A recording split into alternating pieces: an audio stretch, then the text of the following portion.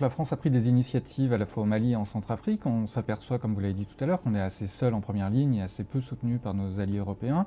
Est-ce que ça ne pose pas derrière le problème du budget de la défense, avec un manque de moyens pour les forces de projection et des moyens qui se réduisent encore? Et combien de temps est-ce qu'on peut rester seul comme ça dans ces pays? En Centrafrique, il est clair que, moi je le dis tel quel, c'est que soit la communauté internationale prend ses responsabilités, soit à un moment ou à un autre, il faudra nous en tirer les conséquences. En clair, on ne peut pas demander à la France d'assurer, d'éviter des drames dans un pays et qu'ensuite la communauté internationale ne prenne pas le relais. Et donc je dis à la France, et moi c'est ainsi que je verrai les choses, nous donnons une chance au processus politique, mais cette chance, ça a imposé des années, des années. La Centrafrique, ça fait 20 ans qu'elle n'est plus administrée dans sa totalité. Et donc, il n'est pas question que la France reste avec 2000 hommes ou 2500 hommes pendant des années et des années. Et donc, la communauté internationale doit prendre le relais. Sinon, nous devons nous en tirer les conséquences et dire, si dans 6 mois, vous n'avez pas pris le relais, nous partirons. Les mettre face à eux-mêmes, ça va, quoi. Et deuxièmement, sur la question du budget de la défense, il y a... Moi, je ne peux pas dire, j'essaie quand même d'être un peu responsable, on peut dire le budget de la défense est insuffisant. Ok, mais dans l'état où est le pays, on ne peut quand même décemment pas demander une augmentation du budget de la défense.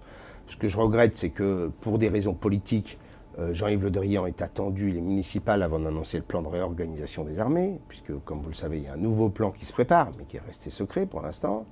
Donc ça rend l'exercice très difficile, parce qu'il n'y a pas...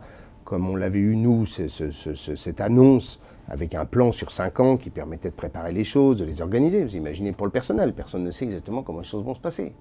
C'est-à-dire que le militaire ou le personnel civil, il dit peut-être que mon régiment va être fermé dans 6 mois ou dans 1 an, mais pour l'instant, tu continues à scolariser les gosses dans la même école, quoi. Bon. C'est pas un bon ministre de la Défense? Si, mais je dis que sur ce sujet-là, il est en carence grave, pour des raisons politiciennes.